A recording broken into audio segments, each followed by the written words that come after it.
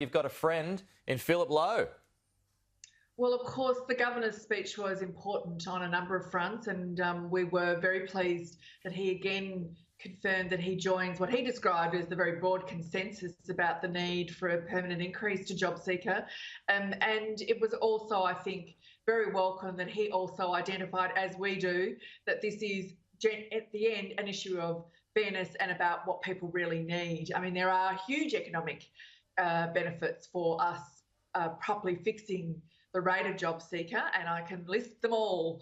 But in the end, this is also about what people need to cover the very basics of life and protect their incomes when they're being affected by unemployment. And right now, we've got about 1.5 million people who are in this situation, and that's double the number of people that were affected pre the pandemic. Are you feeling more and more confident that this is going to happen, Cassandra? Well, we're determined to support the people all over the country that are affected by this, Peter. I mean, there's no other answer to what is needed for people who can't get a job. If you don't have access to paid work, you need some income to be able to cover the basics. I mean, people often say, well, you know, will we ever end poverty? Will we ever be able to end homelessness? And I continuously say, you know, actually the solutions are not that complicated. There's two things we need. We need to provide people enough income to be able to cover the basics, and we do need to continue to invest in affordable and social housing. I mean, these are not really, complex ideas, but they're very important outcomes. And Australia has still the lowest unemployment payment in the OECD, Peter. This has been a chronic problem well before the pandemic.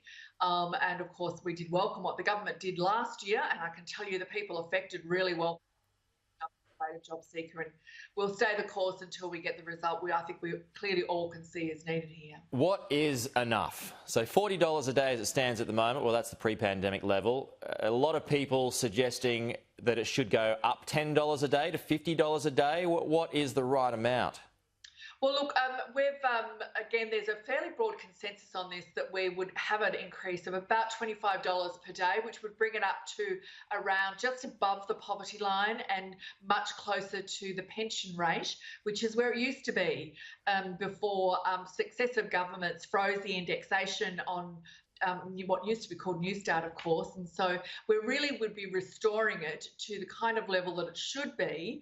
I mean, the reality is, Peter, if you don't have alternative sources of income, and in this case it's about being unemployed, you still need essentially the same amount of money, regardless of your age or the reason for your lack of income. And so the rate should be similar to the pension rate, and this would be a really important catch-up arrangement. And as I say, multiple economic benefits would flow from it as well. Okay, so that's about $65 a day. That's pretty close to where it is right now with the supplement. No, right now it's been slashed down already to just over $50 a day, and for some people though sounds like almost, oh well, look, it's pretty close. No, it's not. If you don't have anything behind you, if you are relying only on the income from JobSeeker, every dollar counts. Peter, I can assure you, it's the difference between whether you eat, 2 times a day or 3 times a day. And this debate about how much it should be is very important, and we're pushing for the government to set it at $65 a day. Okay, but your conversations with the government at the moment, are you? I mean, I asked you this before about you being confident about that. Are you sure you're going to get that much? This is in the end about a political will to deal with it. I was somewhat heartened that the Prime Minister at least said that they had yet to make a decision about the future of JobSeeker, and so it's clear that they are treating JobSeeker as something yet to be resolved rather than a previous message, which was the supplement was going to end. I think the government knows that when it acts on evidence, when it acts on expert advice, and we've seen that with the pandemic, political support, public support grows for its actions. This is an area which is clearly broadly supported, and I think the government would only be applauded if and when a government must deal with this, and we certainly hope that this is the government that deals with it, and now very urgently.